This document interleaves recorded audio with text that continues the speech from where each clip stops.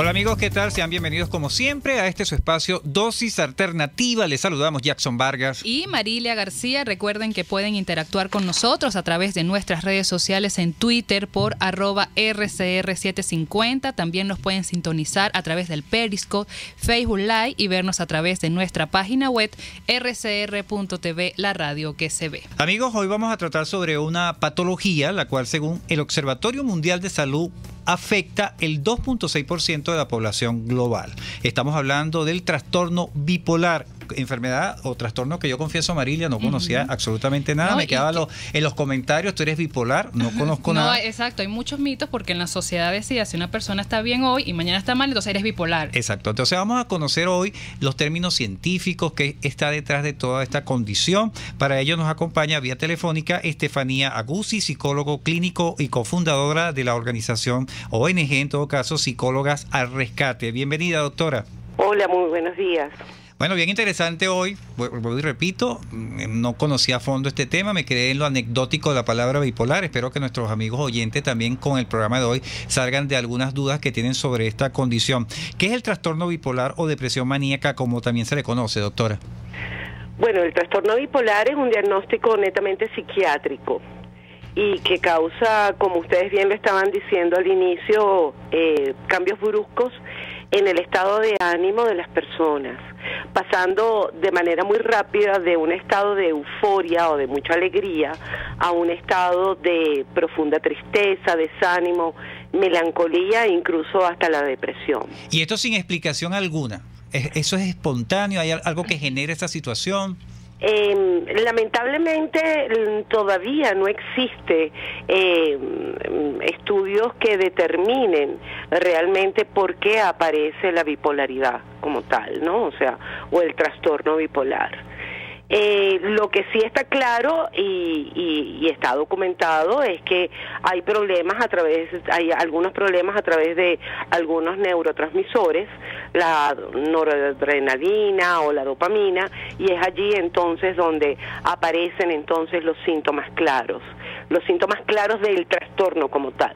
Pero evidentemente, como les decía antes, tiene que ser diagnosticado por un médico.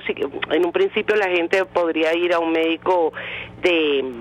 a un internista y después sería referido para un psiquiatra, porque el trabajo realmente lo inicia a hacer el psiquiatra y después existe la ayuda o la colaboración de los psicólogos clínicos. Ok, doctora, hablaba de esos síntomas, pero ¿cómo darnos cuenta que estamos al frente de una persona bipolar? En un principio no es fácil determinarlo. Por eso es que coloquialmente utilizamos el término de manera inadecuada, ¿no? Porque es que los pacientes que tienen trastornos bipolar pasan de verdad de una manera muy rápida de un estado anímico a otro. Y por eso es que en un principio resulta tan difícil el poderlo determinar. Pero empieza la gente a sospechar que algo está pasando con la persona cercana que tienes. Los pacientes que tienen emociones son muy cargadas, muy profundas, sí. Si está contento, está muy contento, entonces no necesita dormir. Las pocas horas que duerme igual lo llenan de energía y tiene muchas ganas de hacer muchas cosas a la vez y tiene un pensamiento muy rápido y habla y pareciera que los pensamientos van más rápido de las acciones. Y de repente entonces entra en una profunda tristeza porque siente que la gente no lo sigue, porque siente que nada de lo que está proponiendo tiene la reacción que espera en el entorno, y entonces cae en el otro extremo, en el de la tristeza. La depresión. En la depresión. Empieza con tristeza, ojo con eso. Empieza con tristeza y ven creciendo hasta poder llegar a depresión. Eso le iba a decir, hay varias etapas. Tengo entendido de que también hay varios tipos de...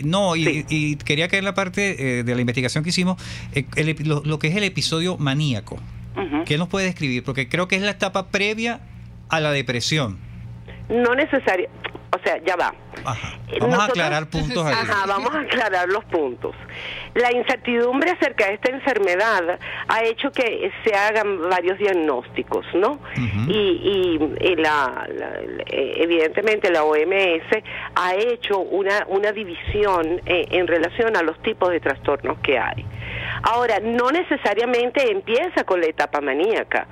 Digamos que puedes ver una etapa maníaca a lo mejor con más claridad que en una etapa de tristeza, pero puede también comenzar con tristeza. Claro. Y ahí es donde se confunde entonces el trastorno como tal. Claro, pero esa etapa maníaca, ¿qué es? ¿Cómo se manifiesta? La etapa maníaca era un poco lo que te estaba diciendo antes, ¿no? El episodio maníaco tiene que ver con sentimientos de euforia excesiva, alegría e incluso irritabilidad, ¿no? Que es lo que predomina básicamente en esta fase del trastorno. Y esto puede durar, no sé, una semana o puede extenderse por más tiempo. En realidad el tiempo tampoco puede ser determinado. Y es un episodio donde la persona, como te decía antes, tiene alteraciones de humor y hay cambios considerables en las funciones normales, tanto que de repente duerme muy poco y siente que ha descansado muchísimo. Otra de las cosas que se determina en esta fase son los delirios de grandeza. Todo lo puedo hacer, una autoestima exagerada, donde además la grandiosidad es lo que describe a esta persona, ¿no? Claro. Como te decía, hablan mucho, un deseo incontrolado de mantener largas conversaciones y te repite lo mismo.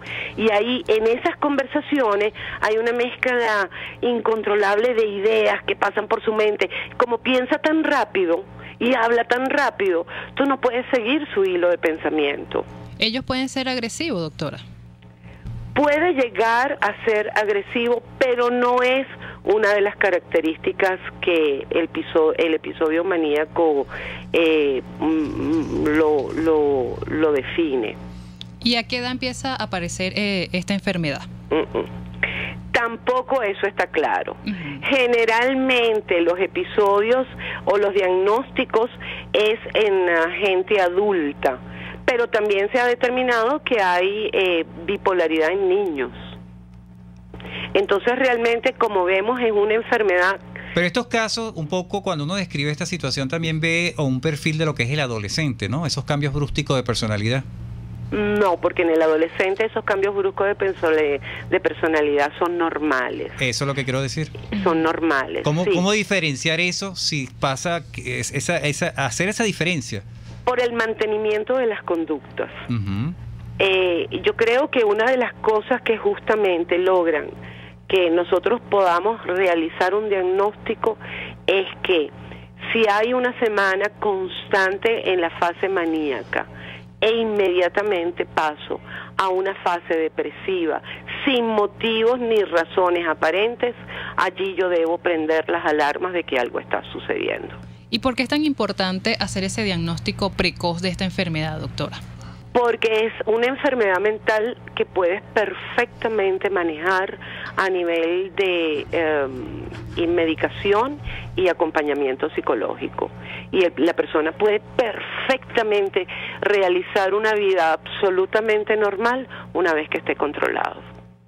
Controlado, pero ¿tiene cura esta situación? No, esto es una enfermedad mental que no tiene cura. Pero sí se controla y tu vida es absolutamente normal. Y cuando hablamos de controlar, ¿cuál es el tratamiento? El tratamiento es de índole médico. El médico indica cuáles son las medicaciones que tiene que dar dependiendo del grado del diagnóstico que se le haya dado con su bipolaridad, y tienen que ver, como les decía antes, con la ayuda que se le da a los neurotransmisores para que funcionen de manera correcta. Estamos hablando, doctora, de medicamentos, pero también de otro tipo de tratamiento, más, no sé. El acompañamiento psicológico. Una vez que el psiquiatra determina cuál es la medicación que hay que otorgarle al paciente, el acompañamiento psicológico es importante porque tú le enseñas al paciente a controlar su estado anímico, a controlar sus emociones y no permitir que la emoción se dispare, esa es la palabra, se engatille de 0 a 10. Claro. Mientras ellos están medicados, tienen que ir a terapias como mensualmente o cada tiempo.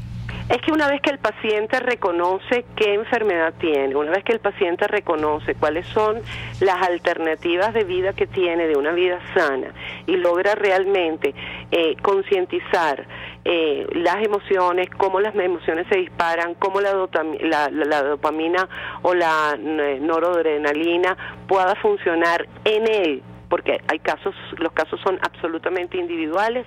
El paciente puede perfectamente, como les decía antes, llevar una vida absolutamente normal y ya no necesitar el acompañamiento psicológico. Así es, amigos, estamos conversando con la doctora Estefanía Aguzzi, psicólogo clínico y cofundadora de la ONG Psicólogas al Rescate. Estamos hablando de este tema, el trastorno bipolar, sacándonos algunas dudas sobre esta materia, sobre esta patología. Doctora, nosotros vamos a ir a la pausa porque tenemos varias preguntas que todavía queremos hacer, que consideramos son bien importantes, pero para que no queden entrecortadas, vamos a aprovechar el momento, vamos a la pausa y ya regresamos. Volvemos en breve con más Dosis Alternativa, porque en la gama de posibilidades, usted toma la decisión. Solo por RCR 750 AM y rcr.tv.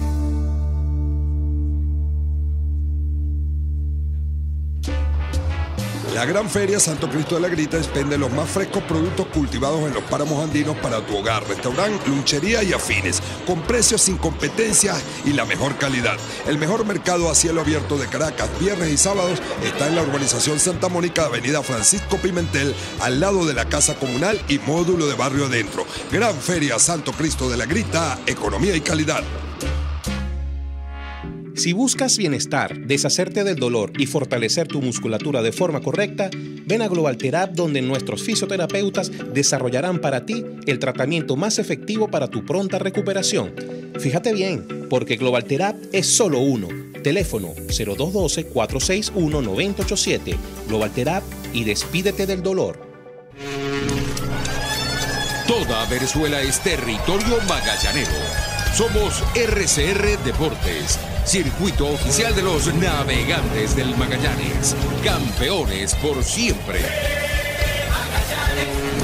Disfruta el encuentro de hoy entre Navegantes del Magallanes y Cardenales de Lara, desde el Estadio Antonio Herrera Gutiérrez de Barquisimeto, a partir de las 6:45 de la tarde.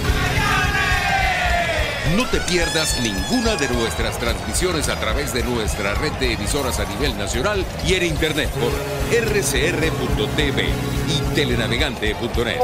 RCR Deportes, circuito oficial de los navegantes del Magallanes. 100 años, campeones por siempre. En RCR somos vanguardia. Toda la programación de tu RCR también la puedes seguir a través de la internet. Audio y video en tiempo real. Noticias y mucho más. No te pierdas ni un segundo de nuestra programación. No hay excusa ni cadena que valga para que dejes de escucharnos. Ingresa a rcr.tv, la radio que se ve. En RCR echamos mano día a día de herramientas periodísticas para exponerles de la mejor manera lo que sucede en el país. Hablamos de las grandes cosas, pero también de las pequeñas, de las que les pasan a usted. Presentando los conflictos, pero también las posibles soluciones. Con respeto, en este país polarizado, porque entendemos que las diferencias existen. Y contrastamos la información, porque para nosotros lo más importante es usted. Inmediatez, opinión, participación, tolerancia y respeto. RCR 750 AM, porque lo bueno une.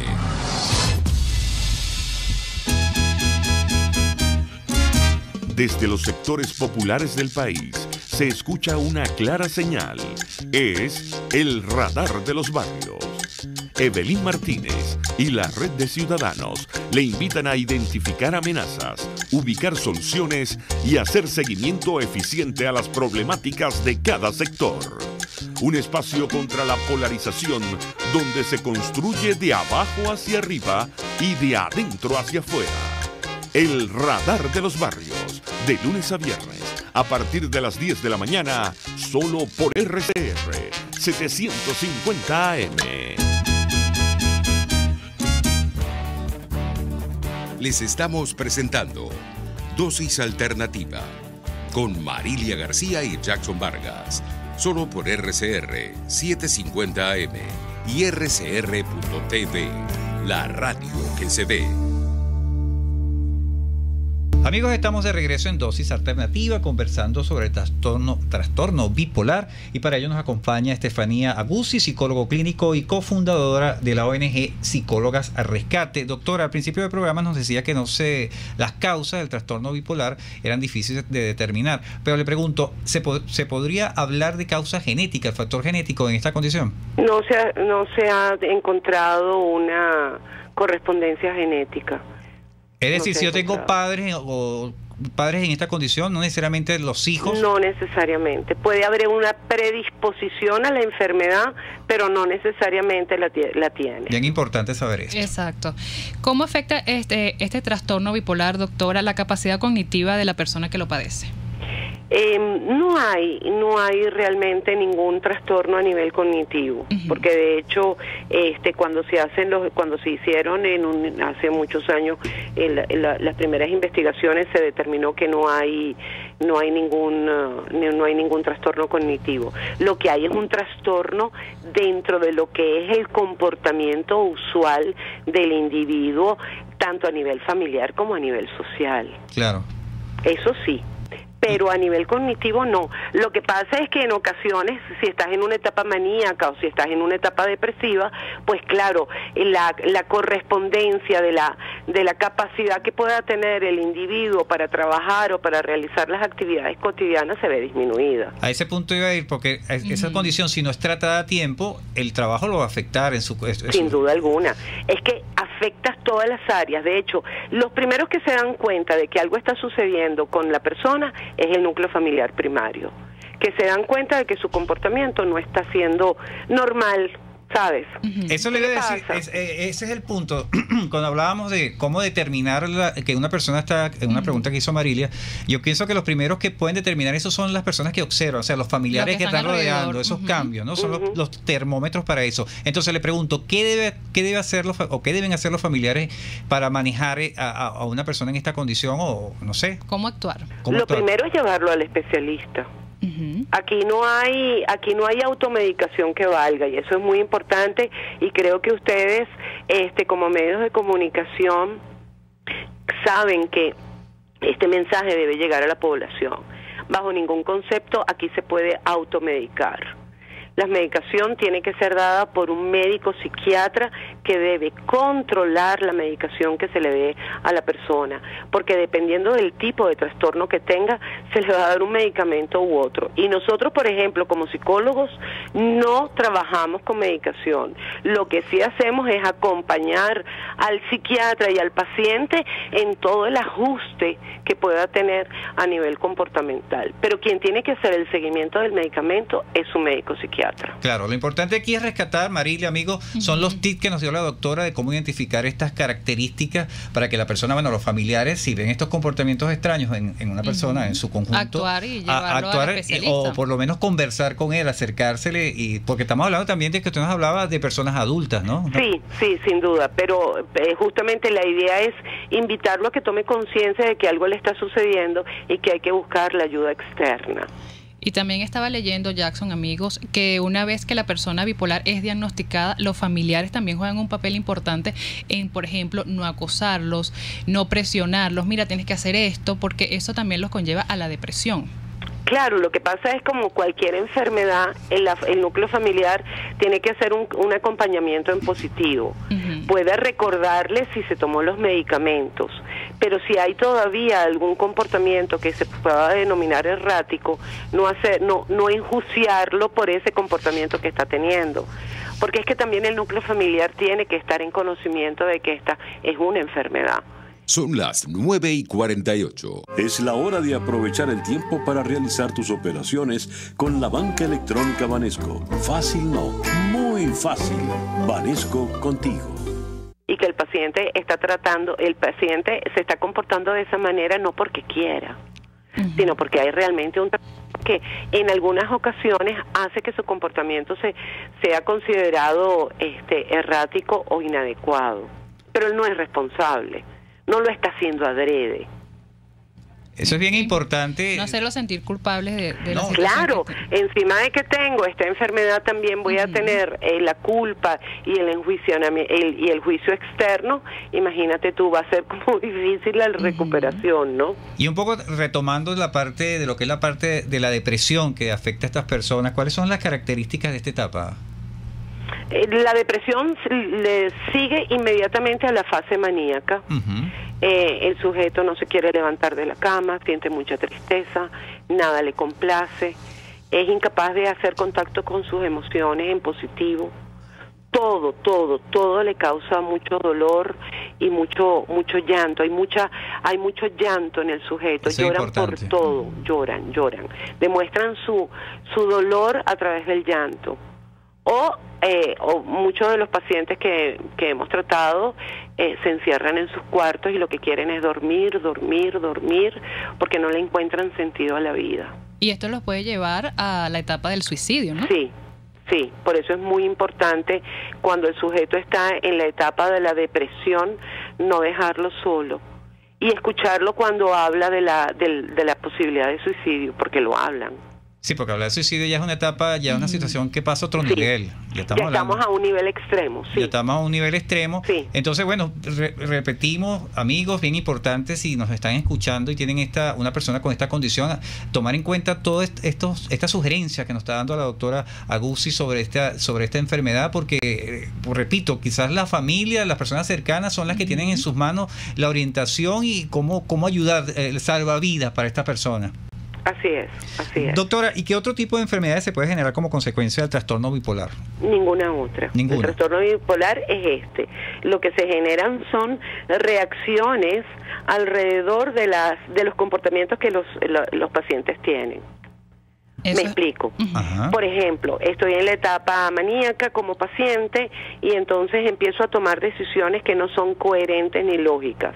Y eso va a llevar o va a tener como consecuencia determinadas situaciones que van a afectar directamente el entorno. Me explico con un ejemplo. Soy dueño de una empresa y estoy en mi etapa maníaca.